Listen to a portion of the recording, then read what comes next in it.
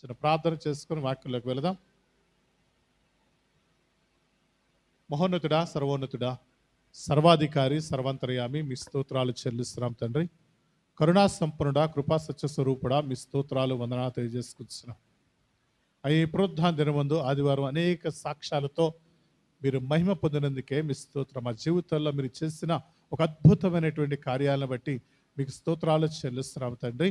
అదే వాక్యంలోకి వెళుతుండగా మీరు నాతోనో మాతోనో మీరు మాట్లాడండి అయ్యా. మీ స్వరాన్ని మాకు వినిపించమని ప్రార్థిస్తున్నాను తండ్రి. ఈ బలహీనుడిని మీ సిలువు చాటును మరుగుపరిచి నా నోట మీ మాటలు ఉంచి తండ్రి, మా హృదయాలకు కావలసిన జీవాహారం మీరు అనుగ్రహించమని, మీరే మాట్లాడి మహిమ పొందమని యేసు క్రీస్తు నామంలో ప్రార్థించి వేడుకొనుచున్నాము తండ్రి. ఆమేన్. దేవునికి స్తోత్రం. హల్లెలూయా. మన మధ్యన మరి ఇంకొక సేవకురాలు ఉన్నారు. మచిలీపట్నంలో పరిచర్య చేస్తున్నటువంటి మౌనిక గారి అమ్మమ్మ గారు, యేసురత్నం గారు, మిస్సెస్ యేసురత్నం గారు. అమ్మ, మీ పేరు నాకు గుర్తులేదు. వందనాలమ్మ. మరి పాస్టర్ గారు గత మౌనిక గారు చెప్పారు కదా, 8 నెలల క్రితం 10 నెలల క్రితం దేవుని సన్నిధికి వెళ్ళారు. ఆ జ్ఞాపకార్థి కూడుకొని వెళ్ళాను. మంచి సేవకులు. మరి అమ్మగారు కూడా సేవ చేస్తూ ఉన్నారు. వారి నిమిత్తం కూడా ప్రార్థన చేయండి. ఆ సేవను బహుగా దేవుడు ఇంకా అభివృద్ధిపరిచినట్లుగా. ఆమె కూర్చోండి. ద్వితీయోపదేశ కాండము 4వ అధ్యాయము 31వ వచనం చదువుకుందాం.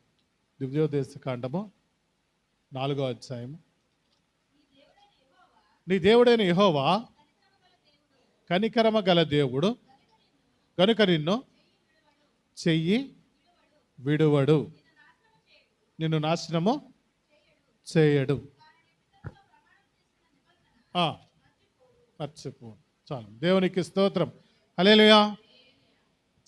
ఇక్కడ చూడండి, దేవుడు తన ప్రజలతో మాట్లాడుతూ అంటున్నాడు, నీ దేవుడైన యెహోవా కనికరము గల దేవుడు గనుక నిన్ను చేయి విడువడు, నిన్ను నాశనము చేయడు. దేవునికి స్తోత్రం. హల్లెలూయా. ఇక్కడ దేవుని యొక్క ఒక అద్భుతమైన లక్షణము గురించి ఈ వాక్యము మనకు తెలియచేస్తూ ఉంది. ఏమంటున్నాడు? దేవుడైన యెహోవా కనికరము గల దేవుడు. ఆయన ఏమై ఉన్నాడు? కనికరము కలిగిన దేవుడు. కనికరం అంటే ఏంటండి? దయ, కరుణ, జాలి, ఇంకా చాలా ఉంటాయి. దాని పర్యాయ పదాలు మనము ఆ డిక్షనరీలో ఎత్తుక్కుంటే చాలా ఉంటాయి. కానీ ఈ కనికరం అనేది చాలా ప్రాముఖ్యమైనది.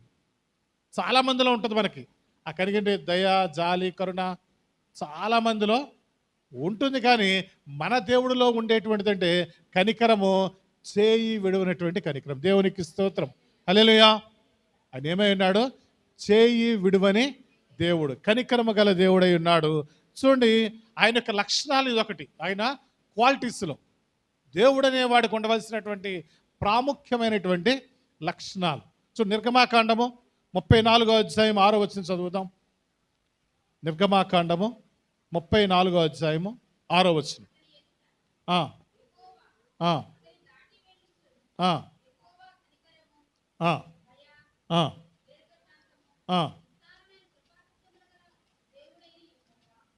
దేవునికి స్తోత్రం. హల్లెలూయా. ఇక్కడ చూడండి, ఎన్ని క్వాలిటీస్ కనిపిస్తాయి మనకి ఇక్కడ. యెహోవా కనికరము, దయ, దీర్ఘశాంతము, విస్తారమైన కృపాసత్యములు గల దేవుడైన యెహోవా. అంటే దేవుడనే అతనికి ఉండవలసినటువంటి క్వాలిటీస్, లక్షణాల్లో ఇక్కడేమంది? మొదటిది కనికరము. ఇంకా చాలా ఉన్నాయి. దయ ఉంది, దీర్ఘశాంతం ఉంది, విస్తారమైన కృపాసత్యములు గల దేవుడైన యెహోవా. ఇన్ని క్వాలిటీస్ ఉన్నాయి. కానీ ఈ రోజున మనము కనికరం గురించి ధ్యానం చేద్దాం. రోజున కనికరము కలిగిన దేవుడు ఏమైనాడు మన యేసయ్య? ఆయన కనికరము కలిగిన దేవుడు. ఇప్పుడు చెప్పిన మనం విన్న సాక్ష్యాలన్నింటిలో కూడా ఆయన కనికరమే కనిపిస్తుందా? మన గొప్పతనం కానీ, మన భక్తి కానీ, మన సామర్థ్యం కానీ, లేదా మన దాన ధర్మాలు కానీ ఏమన్నా కనిపిస్తున్నాయా? ఆయన ఉచితమైన కనికరమే. ఏం కనిపిస్తుంది? ఆయన ఉచితమైన కనికరం తప్ప ఇక మన క్వాలిటీస్ ఏం కనపట్ల. ఆయన మన జీవితాల్లో చేసిన కార్యాలను ఒకసారి మనం జ్ఞాపకం చేసుకుంటే, మన జీవితంలో ఆయన చేసిన మేలుల్ని మనం జ్ఞాపకం చేసుకుంటే, ఆయన ఉచితమైన కనికరం తప్ప మన క్వాలిటీస్ ఏమీ కనిపిస్తాయా? మన క్వాలిటీస్ ఏమీ కూడా కనపట్లేదు. కానీ ఆయన యొక్క ఉదారమైనటువంటి ఔన్నత్యమైనటువంటి ఆ కనికరమే మనకి కనిపిస్తూ ఉంది. దేవునికి స్తోత్రం. హల్లెలూయా. చూడండి, కనికరం అని మనం అనుకుంటూ ఉంటాము, ఈయన జాలో దయో అని అనుకుంటాం. కానీ కనికరాన్ని గురించి కనుక మనం లోతుగా ఆలోచన చేస్తే కనుక మనం చూస్తూ ఉంటాము. చాలా విషయాల్లో మనం రోడ్డు మీద వెళ్తున్నాం అనుకోండి, చాలామంది ఏదో దీనస్థితిలో ఉంటే అయ్యో అని మనం ఏం చేస్తాం, జాలి పడతామా లేదా? అయ్యో వారికి ఏంటి సమస్య వచ్చింది, లేండి బాధ వచ్చింది, లేండి ఇటువంటి పరిస్థితుల్లో వీళ్ళు ఉన్నారు, లేండి ఇటు రోగంలో వీళ్ళు ఉన్నారని ఏం చేస్తాము, జాలి పడతాం. కానీ మన వారికి ఏమైనా సహాయం చేస్తామా? మన పనిలో మనం వెళ్ళిపోతూ ఉంటాం, మన దారిలో మనం వెళ్ళిపోతూ ఉంటాం, మన జీవితాన్ని మనం కొనసాగించుకుంటూ ఉంటాం. కానీ అయితే జాలి అయితే పడతాం. అదేంటి, ఏం దానికి పెద్ద కష్టపడాల్సిన పని లేదుగా, దాన్ని బాధపడాల్సిన పని లేదు, ఏదో ఇవ్వాల్సిన పని లేదు. ఏదో మనసులో ఏంటంటే కొంత జాలి పడతాం. లేదా కొంతమందికి ఆత్మీయంగా బలపడిన వారు ఏం చేస్తారు, వారి కోసం ఒక నిమిషం ప్రార్థన చేస్తారు. ఏం చేస్తారు, ఏదైనా అంబులెన్స్ వెళ్తుంది అనుకోండి, లేదంటే ఎవరు ఉన్నారనుకోండి, అవి వారిని కాపాడమనో లేదా స్వస్థపరచమనో వారి జీవితాలు మేలు చేయమనో ఏం చేస్తామంటే ఒక చిన్న ప్రార్థన చేస్తాం. కానీ మన దేవుడి దగ్గర ఉన్నటువంటి ఈ కనికరం అనేటువంటి లక్షణం ఏంటంటే సహాయముతో కూడినటువంటి జాలి. హల్లెలూయా. కనికరం అనడానికి, దేవుని యొక్క కనికరానికి ఫుల్ ఫామ్ తీసుకుంటే కనుక సహాయముతో కూడినటువంటి జాలి పడే దేవుడు మన యేసయ్య.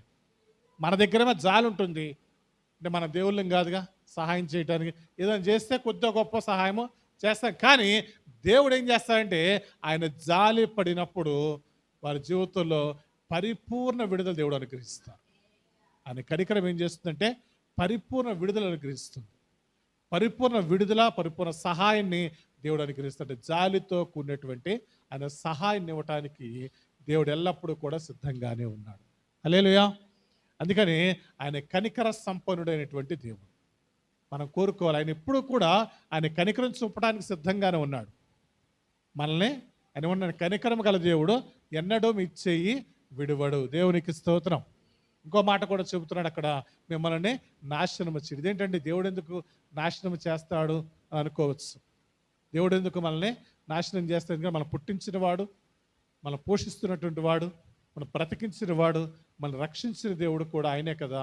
ఎందుకు నాశనం చేస్తాడంటే అది వేరే సబ్జెక్ట్. అంటే మన ఒక బలహీనతలు, మన అవిధేయతలను బట్టి మనం నాశనాన్ని కొని తెచ్చుకునేవారు ఉంటారు.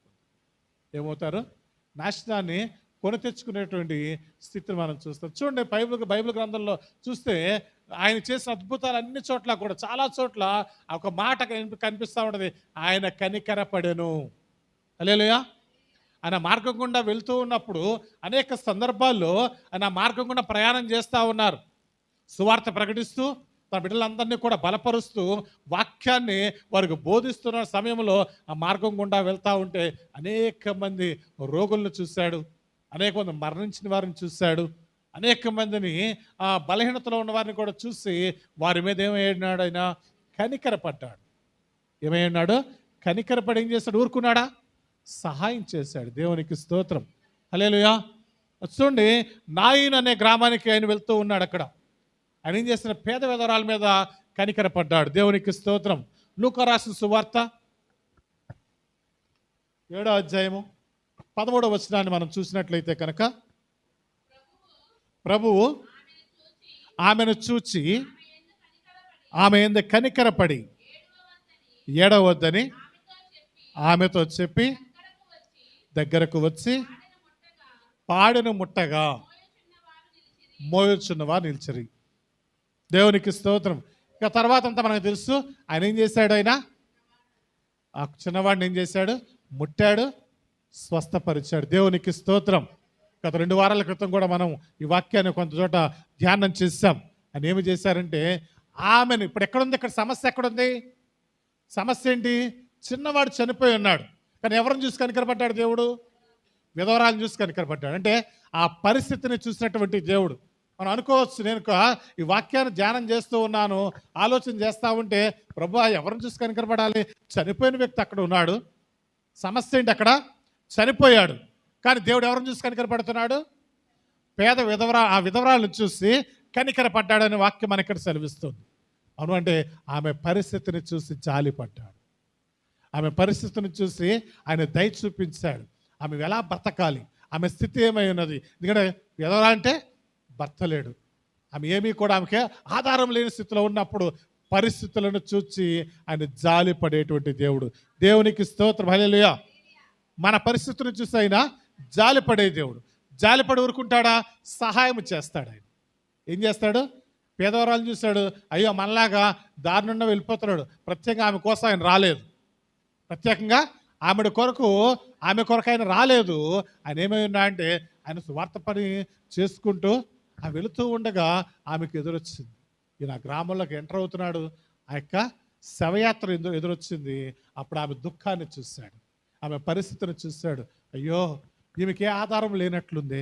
ఎందుకంటే ఆయన చూచుచున్న దేవుడు. ఆయన చూచాడంటే సమస్తం ఆయనకి ఆయన కన్నుకి ఏమి మరుగైనదంటే ఏం లేదు. మన హృదయంలో ఏముందో, మన పరిస్థితి ఏముందో, మన స్థితి ఏముందో సమస్తము కూడా ఆయనకి బట్టబయలై ఉన్నది. ఈ పేద విధవరాలను చూడగానే ఏమైంది? ఆయనకి కనికెరపడెను. దేవునికి స్తోత్రం. ఆమె పరిస్థితి అంతా కూడా ఆయన గ్రహించినటువంటి దేవుడు. ఇప్పుడు ఏం చేయాలి?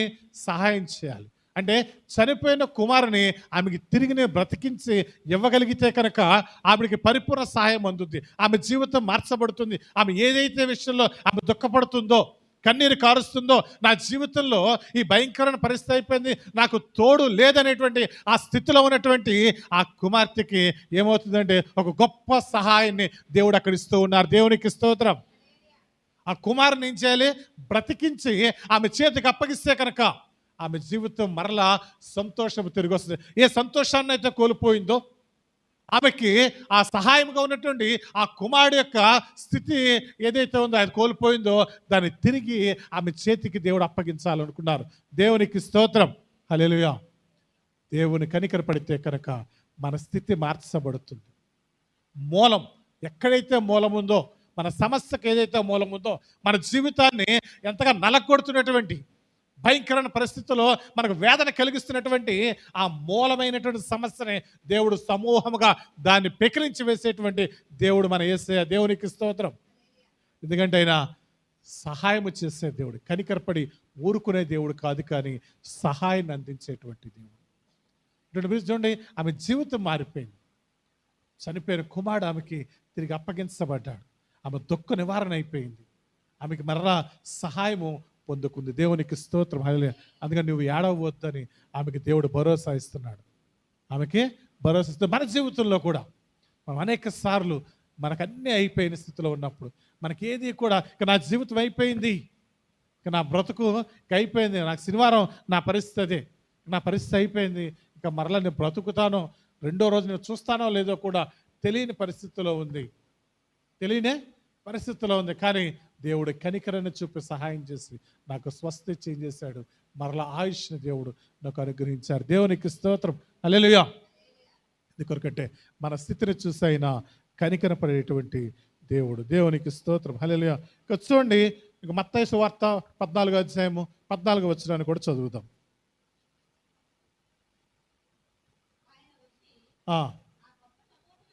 ఆ గొప్ప సమూహమును చూసి వారి మీద కనికరపడి వారిలో రోగులైన వారిని స్వస్థపరిచారు. దేవునికి స్తోత్రం, హల్లెలూయా. ఇక్కడ కూడా చూడండి, అక్కడేమో విధవరాలను చూసి దేవుడు కనికరపడ్డాడు. ఇక్కడ చూడండి, అనేక మంది రోగులు ఉన్నారంట, సమూహం ఉంది, ప్రజలంతా కూడా అక్కడ చాలామంది ఈయన కొరకు ఎదురు చూస్తూ ఉన్నారు. ఎప్పుడు యేసయ్య వస్తాడా అని వారు ఎదురు చూస్తూ ఉంటే చూడండి, అక్కడ అన్నాడు వారిలో కనికరపడి వారిలో రోగులైన వారిని స్వస్థపరిచాను. హల్లెలూయా, హల్లెలూయా. చూడు, ఆయన కనికరపడ్డాడంటే ఏమవుద్ది? మన జీవితంలో ఏ వ్యాధి బాధ అయినా కూడా, ఏ కష్టమైనా కూడా, ఏ పరిస్థితి అయినా కూడా, ఎటువంటి రోగమైనా డాక్టర్లు చెప్పచ్చు ఈ క్షణమే నువ్వు చనిపోతావని. కానీ అటువంటి వారిని అనేక మందిని దేవుడు ఏం చేసి ఈ రోజున ఆయనకు సాక్షులుగా నిలబెట్టారు, ఆయన గణపరిచే వారికి నిలబెట్టారు. ఎందుకంటే ఇక రోజుల్లో చనిపోతాం అనుకున్న వారిని కూడా నేను ఎప్పుడు హాస్పిటల్కి వెళ్ళినా కూడా ఇప్పటికే ఏమన్నా డాక్టర్ ఏమన్నా ఫాస్ట్గా మనం పిలిచి ఇప్పటికే 10 ఏళ్ళు ఎక్కువ బతికాడు మమ్మీ ఆయన ఇంకా ఇబ్బంది పడుతున్నారంటే ఏమన్నాడు ఆయన? ఇప్పటికే 10 ఏళ్ళు ఎక్కువ బతికాడు ఆయన, ఇక చాలదా అన్నాడు. అట్టుగా మాట్లాడాడు. డైరెక్ట్గా అంటారు కదా, ఇప్పటికే 10 ఏళ్ళు ఎక్కువ బతికాడంటే ఏంటి? ఇంకా ఆయుష్ 10 ఏళ్ళు ఎక్కువ వచ్చింది, ఇక అదే తృప్తి పడండి మీరు, ఇక చాలే, మీ జీవితానికి ఇదే ఎక్కువ అన్నట్టుగా మాట్లాడాడు. కానీ అది చెప్పిన తర్వాత 5 ఏళ్ళు అయింది. ఇప్పుడు దేవునికి స్తోత్రం. హల్లెలూయా. 2019లో ఆయన మాట చెప్పాడు. ఇప్పుడు 2024 దేవుడు ఆపరేషన్ చేయించారు, సజీవంగా ఉంచండి. వైద్యులకు వైద్యుడు, పరమ వైద్యుడు మన యేసయ్య. దేవునికి స్తోత్రం. హల్లెలూయా. ఇప్పుడు ఈయన ఏం చేస్తారు, అక్కడికి వెళ్ళి జనసమూహాన్ని చూసి, అక్కడ జనసమూహంలో అనేక మంది రోగులు ఉన్నారంట, అనేక మంది వ్యాధిగ్రస్తులు ఉన్నారు, అనేక వ్యాధులతో బాధపడుతున్న వారిని వారి ఎడల కనికరపడి వారిని ఏం చేశాడైనా స్వస్థపరిచాడు. హల్లెలూయా. స్వస్థపరిచేదుడు మన దేవుడు. స్వస్థపరిచే యెహోవా నేనే అని చెప్తున్నాడు ఆయన. మన జీవితంలో మనం ఉంటే కొంతమంది చాలా అది చిన్న రోగమేగా అనుకుంటాం, దీనికి కూడా సాక్ష్యం చెప్పాలని కొంతమంది అనుకుంటారు. కొంతమంది లేచి నిలబడి సాక్ష్యం చెప్పినప్పుడు దీనికి కూడా సాక్ష్యం కానీ ప్రతిది ఏ బలహీనత అయినా కూడా దేవుడు స్వస్థపరిచినప్పుడు ఆయన మహిమపరచాలి. దేవునికి స్తోత్రం. హల్లెలూయా. చిన్న కార్యమైనా కూడా దేవుని మనం ఘనపరిచేవారిగా ఉన్నప్పుడు ఆయన మహిమ పొందుతాడు. ఇక మరలా మన జీవితంలోకి వాటిని రాకుండా పర్మిట్ చేయకుండా కాపుదల దేవుడు అనుగ్రహిస్తారు. దేవునికి స్తోత్రం. హల్లెలూయా. ఇక్కడ ఏం చేశారు ఆయన, అనేక మంది వ్యాధిగ్రస్తులుంటే వారందరినీ కూడా స్వస్థపరిచాడు. మొదటిది మన స్థితిని మార్చాడు. రెండోది పరిపూర్ణ స్వస్థత తన యొక్క కనికరపడిన వారి ఎడల దేవుడు జరిగించారు. దేవునికి స్తోత్రం. హల్లెలూయా. ఇక చూడండి, ఇక ఇట్లా చూస్తే కనుక చాలా ఉన్నాయి, చాలా విషయాలు ఆయన కనికరపడిన సందర్భాలని మనం చూస్తూ ఉన్నాం. మూడవదిగా మనం చూస్తే తప్పిపోయిన కుమారుని చూడగానే తన మారు మనసు పొంది తిరిగి తన తండ్రి దగ్గరికి వస్తూ ఉన్నాడు. మారు మనసు పొందిక నా స్థితి అంతా అయిపోయింది, తనకు నచ్చినట్లుగా బ్రతికాడు, నచ్చినట్లుగా జీవించాడు, ఉన్నదంతా వ్యాయామంతో దుర్వ్యాపారాలతో తన నాశనం చేసుకున్నాడు. ఇక అంతా అయిపోయింది, తినడానికి తిండి లేదు, బ్రతకడానికి అవకాశం లేదు, చనిపోవడానికి ధైర్యం లేదు. ఇప్పుడు ఈజీ అయిపోయింది. చాలామంది చిన్న వాదన, నిన్న టీవీ పెడితే టీవీలో చూస్తూ ఉంటే నేను సాయంత్రం 8 ఛానల్ పెడితే దరిదాపు 6 7 ఆత్మహత్యల గురించి చెప్పుకొచ్చాను. తల్లి, తండ్రి, కుమార్తె, ఇంకో చోట ఇంకొక అతను, ఇట్లా ఇంకొక స్త్రీ, ఎన్ని దరిదాపు 6 ఎన్నో చూసాం మేము. అన్నీ ఆత్మహత్యలే. చూడండి భయంకరమైన. చిన్నదాన్ని కూడా ఓర్చుకోనండి. మరి ఏం చేస్తున్నారంటే ఆశ్రయించాల్సిన వారిని ఆశ్రయించక, నమ్మే వారిని నమ్మక ఏం చేస్తున్నారు, ఆ జీవితాన్ని ముగించేసుకోవడానికి ఇష్టపడుతున్నారు.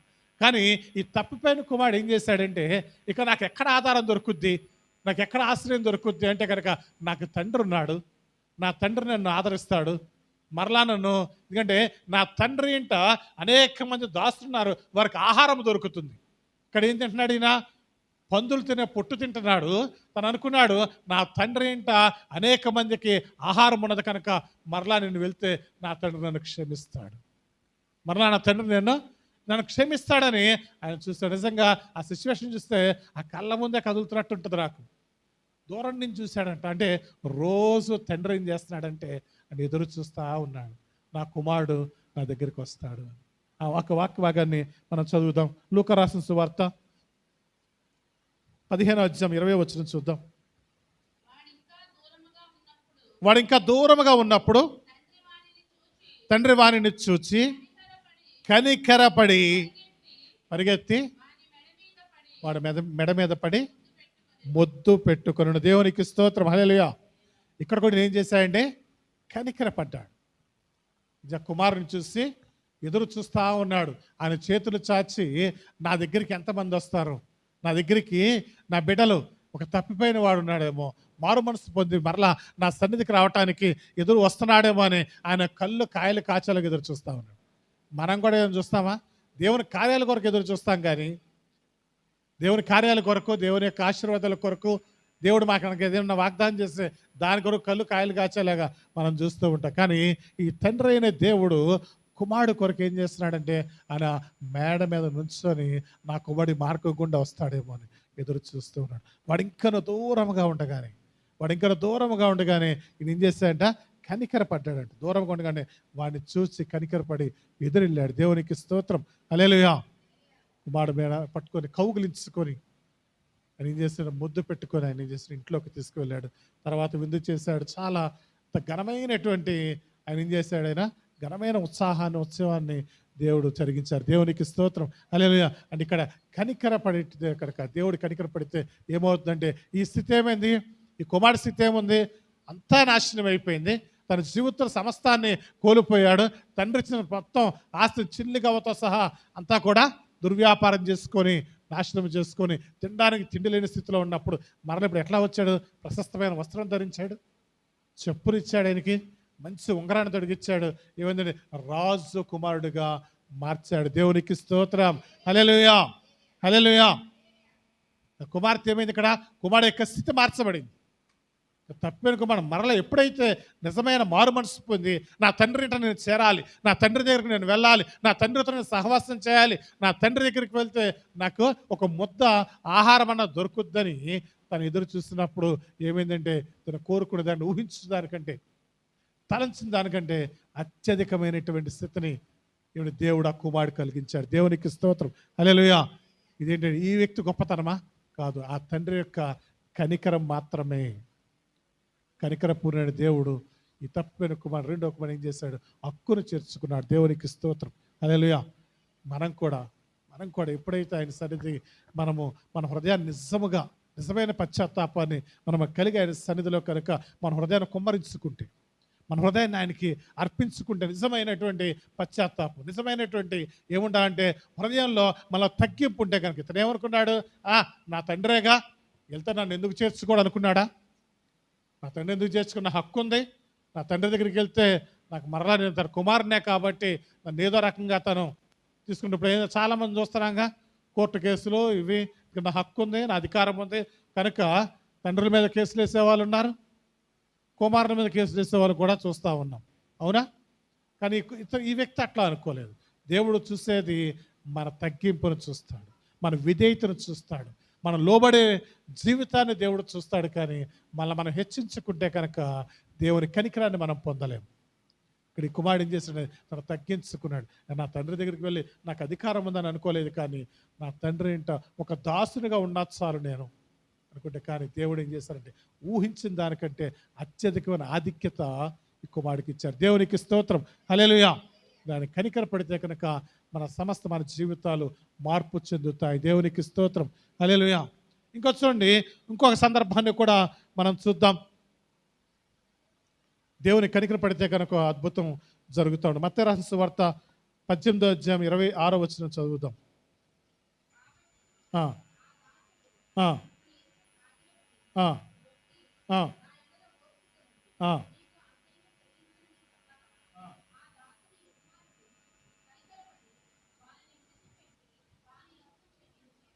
దేవునికి స్తోత్రం. హల్లెలూయా. ఏమంటాడు ఇక్కడైనా? కనికరపడ్డాడు తన దాసుడికి. ఎంతండి అప్పు? ఎంతంట? 10,000 చిల్లరి. అప్పుడు మనం చూస్తే కనుక పెద్ద మొత్తంలోనే ఇతను తన యజమానికి ఏమైనాడంటే బాకీ పడ్డాడు. కానీ ఈ నిన్న తను ఏమయ్యాడు? తన హృదయాన్ని కుమరించుకొని, అయ్యా నేను కట్టలేనయ్యా అని చెప్పి బతిమాలుకుంటే ఏమన్నాడు? నీకు ఎందుకు మాఫీ చేశాను నేను అన్నాడు. దేవునికి స్తోత్రం. హల్లెలూయా. ఏమన్నాడు ఈయన? నీకు నేను కనికరపడి, ఇక్కడ కూడా మాట ఏం చెప్తున్నాడు? ఆయన కనికరపడి ఆయన ఏం చేశాడంటే నీకు నేను మాఫీ చేశాను, బాకీని తీసేశాను. బాగుంది, ఇక్కడ వరకు చాలా బాగుంది. ఆ అబ్బాయికి యొక్క సంతోషం, కట్టలు తెంచుకున్న ఆనందం వచ్చేస్తుంటుంది. ఎందుకంటే నేను కట్టవలసిన పని లేదు, ఇక బాకీ నేను ఇవ్వాల్సిన పని లేదంటే ఎంత సంతోషం. నిజంగా నేను నా బాకీ కట్టిన తర్వాత చాలా సంతోషం వచ్చింది. ఎందుకంటే చెప్పనా, 11 సంవత్సరాలు అయింది. ఎంత వడ్డీ కట్టం ఆలోచించండి. సుమారుగా 11 సంవత్సరాలు. కొంత తర్వాత మధ్యలో కొద్దిగా తీసుకున్నాం. మళ్ళీ తర్వాత ఒక ఫస్ట్ బాకీ 11 సంవత్సరాలు. తర్వాత మరలా అది పెరుగుతూ వచ్చింది. ప్రతి నెల టెన్షన్గా వడ్డీ కట్టాము. డేట్ కూడా మారకూడదు, డేట్ మారకుండానే వచ్చేది.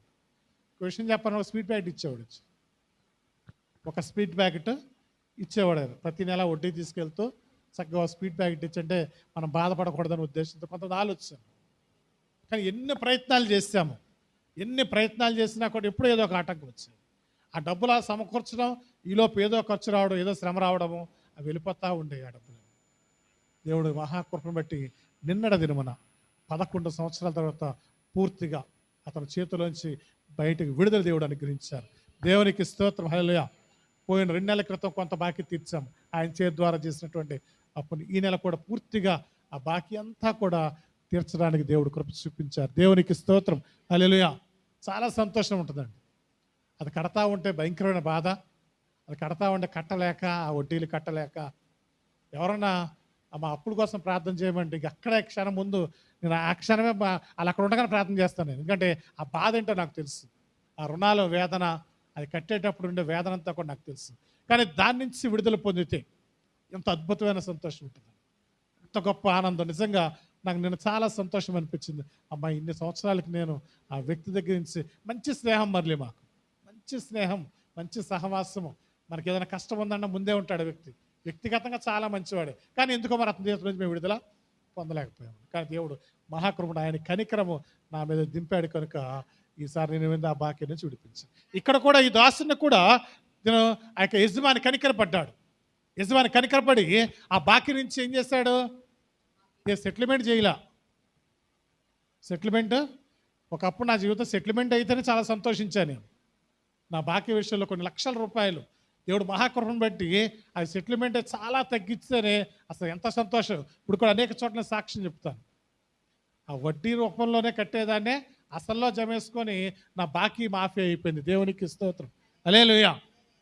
కానీ ఇక్కడేంటి, పూర్తిగా ఒక్క రూపాయి కూడా కట్టకుండానే గతంలో ఏదో వాగ్దానాలు చేసి రాజకీయ నాయకులు రుణమాఫీలు చేశారు. అప్పుడు ఆ రోజున పండగలో చాలా చూసాం. గత సంవత్సర గవర్నమెంట్లో ఏమైందంటే రైతులకి రుణమాఫీ అనగానే అవన్నీ కూడా ఆ రుణమాఫీ చేసినప్పుడు వారు చాలా సంతోషించారు. మరి ఇక్కడ కూడా ఈ దాసుడు కూడా గొప్ప సంతోషాన్ని కలిగి ఉన్నాడు. కానీ సంతోషాన్ని కలిగినప్పుడు మనం ఏదైతే పొందామో, ఏ కనికరాన్ని అయితే పొందామో, ఏ కనికరాన్ని అయితే మనము అనుభవించామో, ఆ కనికరం ద్వారా ఏదైతే మేలు పొందామో అది మనం ఏం చేయాలి? మన తోటి వారేడలా మనం చూపించాలి. మన తోటి వారేడలా చూపించాలి. కానీ ఈ దాసుడు ఏం చేశాడంటే అది మర్చిపోయాడు. తను పొందిన మేలు మర్చిపోయాడు. తను పొందినటువంటి ఆ కనికరాన్ని మర్చిపోయాడు. తనకి ఇవ్వాల్సినటువంటి, తనకు ఎవరైతే అప్పు ఉన్నారో ఆ వ్యక్తిని కట్టమంటే అయ్యా నేను కట్టలేదు అన్నప్పుడు అతను తీసుకువెళ్ళి చెరసాలలో వేయించాడు. కదంతా మనకు తెలుసు కదా. ఏం చేశాడు? చెరసాలలో వేయించినప్పుడు చూడండి ఎంత భయంకరమైన పరిస్థితి. ఇది మనకు సాదృశ్యం, మన జీవితానికి సాదృశ్యం. ఎందుకంటే దేవుని కనికర సంపన్నుడై ఉన్నాడు. మనం ఏ స్థితిలో ఉంటే దేవుడు మనల్ని రక్షించాడు, ఏ స్థితిలో ఉంటే దేవుడు మనల్ని కాపాడాడు. మన జీవితం అనేక అద్భుతమైన కార్యాలు మన జీవితాల్లో చేశాడు. అనేక సందర్భాల్లో మనము చనిపోతున్న స్థితిలో నుంచి దేవుడు మనల్ని, ఆ దొంగ ఊబుల నుంచి దేవుడు మనల్ని విడిపించాడు. అనేక పరిస్థితులు ఏంటంటే మన యొక్క రోగాల నుంచి దేవుడు విడిపించాడు. మనం తప్పిపోయిన స్థితిలో ఉన్నప్పుడు దేవుడు మరలా ఆయన హక్కును చేర్చుకొని, ఆయన కౌగిలించుకొని, హత్తుకొని, ముద్దు పెట్టుకొని, ఎత్తుకొని మనం లాలించి మన స్థితిని మార్చినటువంటి ఆ గొప్ప దేవుడు మన యొక్క పరిస్థితి అంతా కూడా మార్చాడు. కానీ మన జీవితం అనేక సార్లు మన మీద ఉన్న భారాలన్నీ కూడా, మన మీద మోపబడిన ప్రతి పాపమును, ప్రతి శాపమును, ప్రతి విధమైన అవిధేయతలన్నింటినీ కూడా దేవుడు తన భరించి, తన ఓర్చుకొని, మన స్థానమందు ఆయన బలియాగమై మనల్ని శ్రమ నుంచి తప్పించి ఈ రోజున రక్షణ ఆనందాన్ని అనుభవించే కృపదేవుడు మనకు అనుగ్రహించాడు. రక్షణ అనుభవంలో మనం ఉండటానికి దేవుడు కృప చూపించాడు. కానీ ఇంత ఆనందాన్ని మనం పొందుతూ, రక్షణ ఆనందాన్ని మనం పొందుతూ కూడా మన తోటి వారి ఎడల నిజమైన కనికరాన్ని మనం చూపిస్తున్నామా? నిజంగా మనం కనికరాన్ని మనము చూపించగలుగుతున్నామా? ఈరోజు వాక్యంతో దేవుడు మనతో మాట్లాడుతున్నాడు. ఆయన కనికరం గురించి మనం ధ్యానం చేశాము. ఆయన కనికరపడ్డాడు. విధవరాల విషయంలో దేవుడు కనికరపడ్డాడు. ఆ అద్భుతం తన స్థితిని మార్చాడు. తన జీవితంలో ఏ తోడు ఆధారం లేని స్థితిలో ఉన్నప్పుడు దేవుడు తన కుమార్తె తిరిగి బ్రతికించి తను ఆధారాన్ని నిలబెట్టాడు. అనేక మంది రోగుల్ని స్వస్థపరిచే వారి జీవితాలకి గొప్ప అద్భుతం చేస్తుంది. ఎందుకంటే అనేక మంది అప్పుడు ఎవరైతే రోగస్తులు ఉన్నారో, కొన్ని రోగాలతో ఉన్నవారు ధర్మశాస్త్ర ప్రకారం ఊరు చివరు ఉండాలి. ఆ వెలువేయబడిన స్థితుల నుంచి వారికి ఏం చేశాడంటే దేవుడు మరలా సంఘంలో, సమాజంలోకి వారు రావటానికి దేవుడు అవకాశం ఇచ్చాడు. మరి తప్పిపోయిన కుమారుడు ఉన్నాడు. తప్పిపోయిన కుమారుడు మరలా తను ఏదో పూట గడిస్తే చాలకున్న స్థితిలో నుంచి గొప్ప విందు చేసే స్థితిలోకి దేవుడు తన స్థితిని మార్చాడు. ఇవన్నీ కూడా ఆయన కనికరాన్ని బట్టే. ఈ దాసుడి విషయంలో కూడా దేవుడు తను క్షమించాడు, కనికరపడ్డాడు. కానీ ఈ దాసుడు ఏం చేశాడంటే ఆ క్షమించిన, తన పొందినటువంటి ఆ మేలుని ఎదుటి వారికి పంచలేని స్థితిలో ఈ వ్యక్తి ఉన్నాడు. చూడండి, మత్తయి రాసిన సువార్త 5వ అధ్యాయం కొండ మీద ప్రసంగంలో దేవుడు అంటాడు, కనికరపడు వారు ధన్యులు, వారి కనికరింపబడెదరు. దేవునికి స్తోత్రం, హల్లెలూయా, హల్లెలూయా. ఏమన్నాడు? కనికరమ కలిగిన వారు ధన్యులు, వారి కనికరమును పొందుదురు. దేవునికి స్తోత్రం, హల్లెలూయా. మనము కనికరాన్ని పొందుతున్నామా? మన కనికర పడితే తప్ప, దేవుడైతే కనికర సంపూర్ణుడై ఉన్నాడు, మన ఎడల జాలి చూపిస్తున్నాడు, మన ఎడల కనికరం పొందుతూ ఉన్నాడు, చూపిస్తున్నాడు. కానీ మనము కనికరాన్ని మనం చూపిస్తున్నామా లేదా? మన తోటి వారి ఎడల మనము క్షమాపణ కలిగి ఉన్నామా లేదా అని మనం ఒకసారి పరిశీలన చేసుకోవాలి. దేవునికి స్తోత్రం, హల్లెలూయా. ఎందుకంటే మన ఎడల దేవుడు రక్షణ చూపించాడు, పాప విమోచన ఇచ్చాడు. మన సహోదరుల ఎడల మనల్ని ఎవరన్నా దూషిస్తేనే మనం ఊరుకోలేకపోతున్నాం. పేతురు వచ్చి దేవుడిని అడుగుతాడు, అయ్యా నా సహోదరుని ఎన్నిసార్లు క్షమించాలంటే 70 ఏళ్ళు మట్టుకు క్షమించమంటాడు. అంటే జీవితకాల పర్యంతం కూడా క్షమిస్తానే ఉండాలంట. మనం క్షమించగలుగుతున్నామంట. నిజంగా మన సహోదరులని, లేకపోతే మన ఇరుగు పొరుగు వారిని, మన బంధువుని, మన స్నేహితుడిని నిజంగా మనము క్షమించగలుగుతున్నామా? అంటే కనికరాన్ని మనం చూపగలుగుతున్నామా? మన తోటి వారి, మన సంఘంలో, సమాజంలో క్షమించే విషయం, ఈ ఒక్క విషయంలో నన్ను ఎక్స్క్యూజ్ చేయండి ఫాస్టర్ గారు అంటారు చాలామంది. ఈ ఒక్క విషయంలో నేను క్షమించలేనండి, ఫలానా వాళ్ళు ఇవన్నీ ఏం చేయమంటే అది చేస్తా, కానీ ఫలానా వ్యక్తిని నేను క్షమించలేను. ఫలానా వ్యక్తి నా జీవితంలో ఎంతో మోసం చేశాడు, ఎంతో భయంకరమైనటువంటి నష్టాన్ని కలిగించాడు, లేకపోతే నన్ను బాధ పెట్టాడు, ఇవన్నీ కూడా చెబుతూ ఉంటాం. కానీ ఎటువంటి పరిస్థితి అయినా కూడా మనం ఏం కలిగి ఉండాలంటే క్షమించే మనసు కలిగి ఉండాలి. మనం బలలో పాల్గొనబోతున్నాం. నువ్వేంటున్నాడు దేవుడు, నీ బలిపీఠం దగ్గరికి వచ్చేటప్పుడు ఒకవేళ నీ హృదయంలో సమాధానం లేకపోతే నువ్వు సమాధానపడొచ్చి నువ్వు దేవుని బలిపీఠం దగ్గరకు నీ అర్పణ అర్పించమంటాడు. ఏం కలిగి ఉండాలి? సమాధాన పరిస్థితి మన దగ్గర ఉండాలి. అంటే కనికర పట్టులు ఎన్ని ఉన్నాయి. మనం క్షమించాలి, మనం సమాధాన పడాలి. ప్రతి విషయంలో కూడా ఎదుటి వారిని ప్రేమించేటువంటి లక్షణం మనలో ఉండాలి. నిజంగా మనం ప్రేమిస్తున్నామా? నిజంగా మన బంధువుని, మన స్నేహితుడిని మనం ప్రేమిస్తున్నామా? దేవుడు మొదట ఆజ్ఞ అదే కదా, నిన్ను వలె నీ పొరుగు వారిని ప్రేమించి అంటున్నాడు ఆయన. ఇచ్చే 2 ఆజ్ఞల్లో ప్రాముఖ్యమైనది. కొన్ని మనం చేస్తాం, దేవుడిని ఆరాధిస్తున్నాం, కానీ రెండో దానికి వచ్చేసరికి అది మన సమాజంలో, సంఘంలో, మన కుటుంబాల్లో దాన్ని మనం ఏం చేస్తున్నాం అంటే అప్లై చేయలేకపోతున్నాం, దాన్ని ప్రవర్తించలేకపోతున్నాం. మేము ఇక్కడ దేవుడు కనికర సంపూర్ణుడు. ఆయన ఇంత కనికరాన్ని మనం చూపిస్తుంటే మనం సమాజంలో, సంఘంలో బ్రతుకుతున్న మనము మరి ఆయన కనికరాన్ని మనం చూపించకపోతే ఉపయోగం ఏమీ లేదు. యాకోబు రాసిన పత్రిక 2వ అధ్యాయము 13వ వచనం చదువుకుందాం.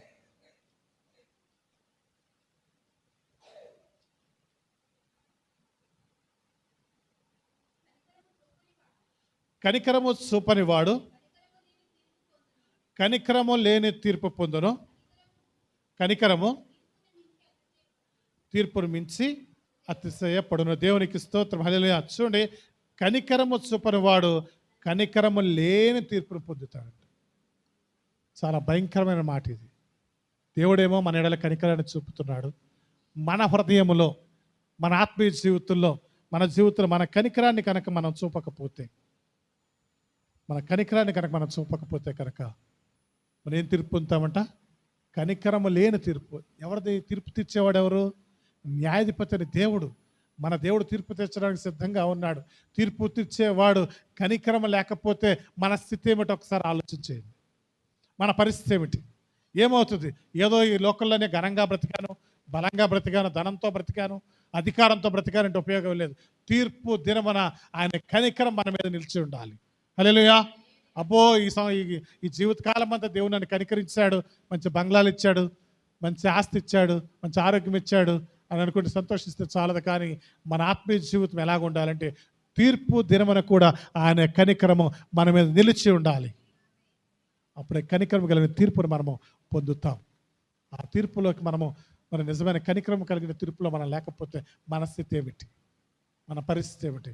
అంటే అలా ఉండాలంటే ఏం కలిగి ఉండాలి? మనం నిజమైన ఆత్మీయత మనం కలిగి ఉండాలి. ఆ దాసుడి వలె కాకుండా క్షమించే లక్షణము మనం కలిగి ఉండాలి. దేవుడు మన యజమాని ఆ దాసుని క్షమించాడు, కానీ ఇతను ఏం చేశాడు? తనకు అప్పున్నటువంటి దాసుని తీసుకెళ్ళి చెరసాల్లో వేశాడు. ప్రేమ చూపించలేకపోయాడు, అతని ఎడల క్షమాపణ కలగలేకపోయాడు, తన ఎడల కనికరాన్ని చూపించలేకపోయినటువంటి ఆ దాసుడు తర్వాత ఏమైంది? అతను ఏ తీర్పులోకి వచ్చాడు? ఇది తెలుసుకున్నటువంటి ఆ యొక్క యజమాని తీసుకెళ్ళి ఏం చేశాడు? ఇతన్ని అప్పు చెల్లించే వరకు కొరడాలతో కొట్టించమన్నాడు. ఏమైంది? దేవుని కనికరం నిలబడిందా? నిలబడలేదు. అంటే నీ దేవుని కనికరం, దీన్ని బట్టి మనం తెలుసుకోవాల్సిన పాఠం ఏంటంటే, మన ప్రవర్తన, మన ఆత్మీయత, మనం నిజమైన దేవుడితో సంబంధాన్ని కలిగి ఉన్నప్పుడు మాత్రమే దేవుని కనికరము జీవితకాలము మన మీద నిలిచి ఉంటుంది. హల్లెలూయా. మన ప్రవర్తనలో మార్పు వస్తే, మన ఆత్మీయతలో మార్పు వస్తే, మన యొక్క జీవితంలో మార్పు వస్తే కనుక ఆ కనికరం ఏమవుతుందంటే ఉగ్రతగా మార్చబడుతుంది. హల్లెలూయా. నిజంగా, ఎందుకంటే ఆయన ఒక మాట అంటాడు కదా, నేను బలిని కోరటం లేదు కానీ నేను కనికరాన్నే కోరుతున్నాను. దేవునికి స్తోత్రం. హల్లెలూయా. ఆయన ఉద్దేశం ఏమిటంటే మనం శిక్షించాలని కాదు, కానీ మనల్ని ఏదో బాధ పెట్టాలని ఉద్దేశం అయితే ఆయన కాదు. ఎందుకంటే ఆయన అంటున్నాడు కదా, ఆయన ఏమన్నాడు, కనికరం గల దేవుడు. ఆయన ఏం చేస్తాడంట, ఆయన చేయి విడవడు. దేవునికి స్తోత్రం. అలాగే నేను నాశనం చేయను. ఆయన ఉద్దేశం ఏమిటంటే ఎన్నడూ కూడా మన చేయి విడవాలని ఆయన కోరుకోవటం లేదు, నాశనం చేయాలని కోరుకోవటం లేదు. కానీ మన ప్రవర్తన, మన ఆత్మీయ జీవితం సరిలేకపోతేనే మనం ఏమవుతామంటే ఆ తీర్పులోకి వచ్చే కనికరం లేని తీర్పులోకి మనం వస్తే కనుక మనం ఏమవుతామో నాశనంలోకి వెళ్ళిపోతాం, నరకంలోకి వెళ్ళిపోయే స్థితి వస్తుంది. కానీ దాని నుంచి తప్పించబడాలంటే మనమే ఉండాలంటే దేవుని కనికరము జీవితకాల పర్యంతము మనం ఏంటంటే రెండో మరణించిన తర్వాత కూడా ఇక్కడ మన దేవుని సన్నిధికి వెళ్ళిన తర్వాత కూడా ఆయన కనికరం మన మీద నిలిచి ఉండాలి. హల్లెలూయా. మరి అట్టి స్థితి మనం కలిగి ఉండాలంటే మనం ఏం కలిగి ఉండాలంటే మన తోటి వారి దేవుడిచ్చిన ఆ రెండు ఆజ్ఞని పరిపూర్ణంగా మనం నెరవేర్చే వారికి ఉన్నప్పుడు మాత్రమే దేవుని కనికరాన్ని మనము పొందుకునే వారిగా ఉంటాం. అందుకని తీర్పు దినంలో కనికరము లేని తీర్పు పొందే స్థితిలో కాక కనికరము పొందుకునే స్థితిలో మనం ఉండాలని దేవుడు చెబుతున్నాడు. చూడండి, కనికరానికి మితిని చివరికి ఒక వాక్య భాగాన్ని చదువుకుందాం. దేవుడు ఎంత గొప్పవాడంటే 119వ కీర్తన 156వ వచనాలు చదువుకుందాం.